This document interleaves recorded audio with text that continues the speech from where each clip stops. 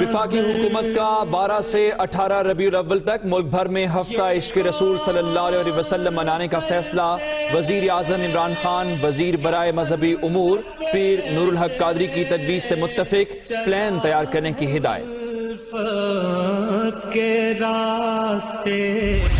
میلاد النبی صلی اللہ علیہ وآلہ وسلم کی تیاریاں زور و شور سے جاری، گلیاں اور بازار سج گئے، فضا میں درود و سلام کی صدائیں۔ مسجد نبوی اور خانہ کعبہ کے ماڈلز مرکز نگاہ، بڑوں کے ساتھ ساتھ بچوں کا جوش و خروش بھی قابل دید۔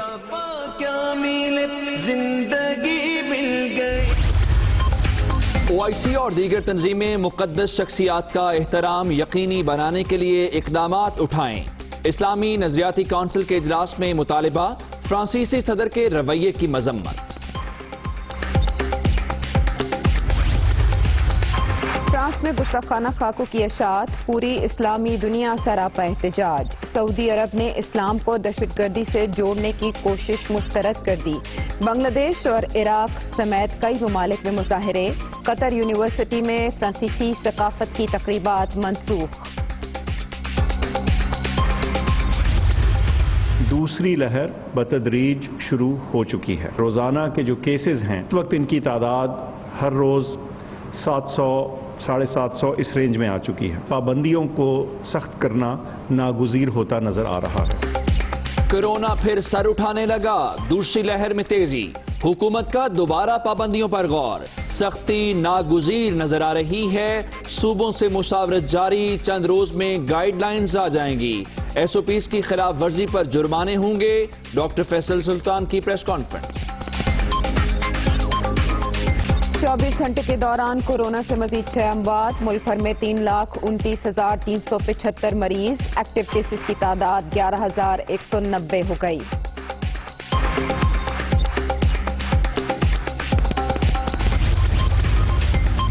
عوامی مشکلات کا مکمل احساس ہے، جب تک مہنگائی کنٹرول نہیں ہوتی چین سے نہیں بیٹھوں گا۔ وزیر اعظم کی قیمتوں میں کمی کے لیے تمام ممکنہ اقدامات کی ہدایت۔ اشیاء کی وافر مقدار میں دستیابی سے مہنگائی کم ہوگی۔ عمران خان کا کابینہ اجلاس سے خطاب۔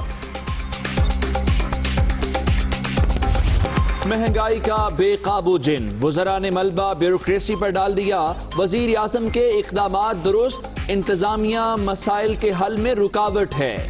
وفاقی کابینہ کے اجلاس میں سخت ایکشن کی تجویز۔ گندم اور چینی سمیت اشیاء ضروریہ کی دستیابی پر بریفنگ۔ پاکستان ریلویز کی بحالی کے پلان کی منظوری۔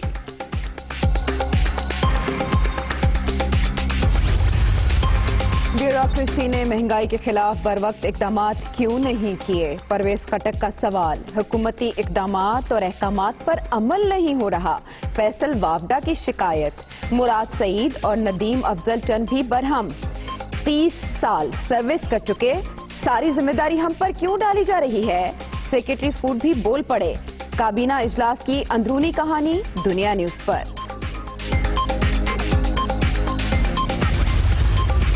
120 نئی احتساب عدالتوں کا قیام، وزیر اعظم نے منظوری دے دی۔ پہلے مرحلے میں 30 نیب کورٹس بنیں گی۔ زیادتی مقدمات کے لیے الگ عدالتوں کے قیام کی بھی اصولی منظوری۔ عمران خان کی وزارت قانون کو متعلقہ حکام سے مشاورت کے بعد جامع پلان پیش کرنے کی ہدایت۔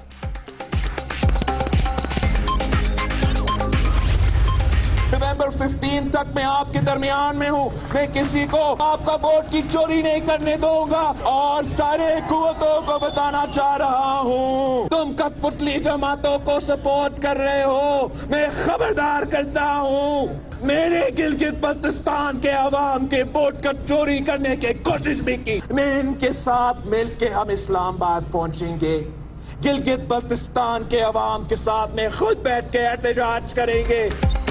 ملک میں تبدیلی کے نام پر تباہی آ چکی۔ گلگت بلتستان کے انتخابات عوام کا مستقبل، کوئی دھاندلی کی کوشش نہ کرے، ایسا ہوا تو ووٹرز کے ساتھ اسلام آباد جائیں گے، بلاول بھٹو کی وارننگ۔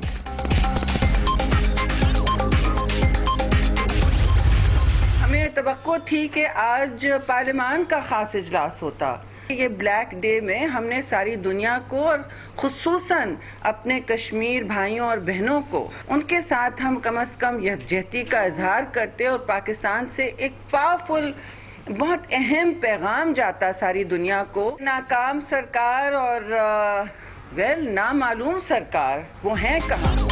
اختلافات کے باوجود سرکس جیسی حکمران جماعت کا ساتھ دیتے ہیں.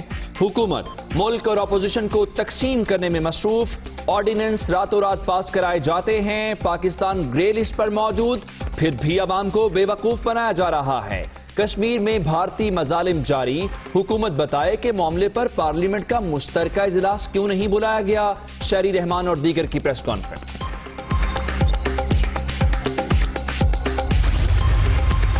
مسلم لیگ نون اور بی این پی مینگل حکومت کو ٹف ٹائم دینے پر متفق. مریم نواز اور اختر مینگل کی ملاقات میں بلوچستان اسمبلی میں تحریک عدم اعتماد پر مشاورت. دیگر جماعتوں کو بھی اعتماد میں لینے کا فیصلہ.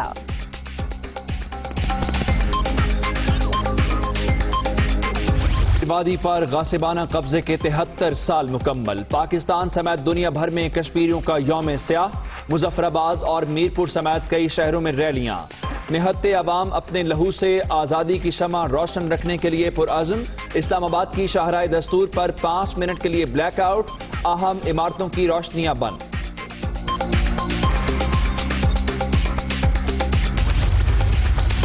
لندن میں مقیم کشمیری بھی سراپا احتجاج. بھارتی ہائی کمیشن کے باہر مظاہرہ. مودی سرکار کے خلاف نعرے بازی. بارش کے باوجود مظاہرین کی بڑی تعداد شریک.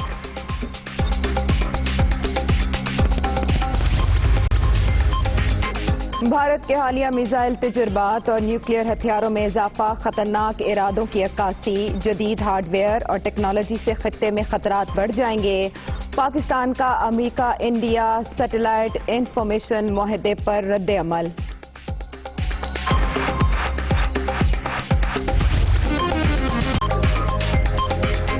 السلام علیکم، میں ہوں سید عائشہ ناز. میں ہوں عمر دراز. دنیا ہیڈ لائنز اپنے ملاحظہ کی. بلیٹن کا آغاز کریں گے ایک بریک کے بعد. حضور صلی اللہ علیہ وسلم کی شان اقدس میں گستاخی اور خاکوں کا معاملہ ہے، جس پر وفاقی حکومت نے ملک بھر میں ہفتہ عشق رسول صلی اللہ علیہ وسلم منانے کا فیصلہ کر لیا ہے.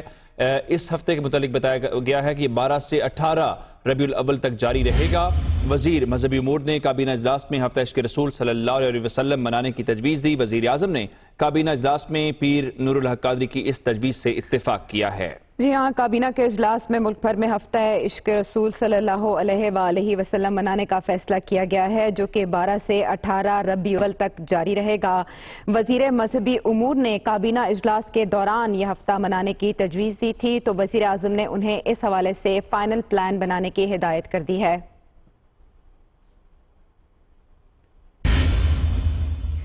فرانس کے خلاف مسلم دنیا کی جانب سے احتجاج کا سلسلہ جاری ہے. ایران نے فرانسیسی ناظم الامور کو طلب کر لیا. سعودی عرب نے فرانس کی اسلام کو دہشت گردی سے جوڑنے کی کوشش کی مذمت کی ہے. عراق اور بنگلہ دیش میں ایک بار پھر فرانسیسی صدر کے بیان کے خلاف مظاہرے ہوئے ہیں. فرانسیسی صدر کے اسلام مخالف بیانات اور گستاخانہ خاکوں کے خلاف مسلم دنیا سے بھرپور رد عمل. ایران نے فرانس کے ناظم الامور کو طلب کر کے احتجاجی مراسلہ تھما دیا. ایرانی وزارت خارجہ کا کہنا تھا کہ نبی کریم صلی اللہ علیہ وآلہ وسلم کی شان میں توہین کسی صورت قبول نہیں کی جائے گی. سعودی عرب کی جانب سے بھی گستاخانہ خاکوں کی مذمت کی گئی. سعودی وزارت خارجہ سے جاری بیان میں کہا گیا کہ اسلام کو دہشت گردی سے جوڑنے کی ہر کوشش کو مسترد کرتے ہیں. بنگلہ دیش میں ہزاروں مسلمانوں نے ایک بار پھر فرانس کے خلاف احتجاج کیا. دارالحکومت ڈھاکہ میں موجود مظاہرین کا کہنا تھا کہ فرانسیسی صدر کے رویے سے اسلاموفوبیا میں اضافہ ہو رہا ہے. عراق میں بھی مظاہرین نے فرانسیسی سفارت خانے کے باہر احتجاج کیا. قطر یونیورسٹی میں ہونے والی فرانسیسی ثقافت کی تقریبات بھی منسوخ کر دی گئی. یونیورسٹی ترجمان نے کہا کہ فرانسیسی صدر نے جان بوجھ کر اسلام اور اسلامی شاعر پر حملہ کیا. دیگر اسلامی دنیا کے ساتھ ساتھ یمن میں بھی سپر سٹور نے ریک سے فرانسیسی مصنوعات ہٹا دی.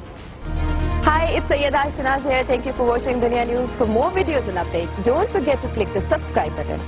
Keep watching Dunya News.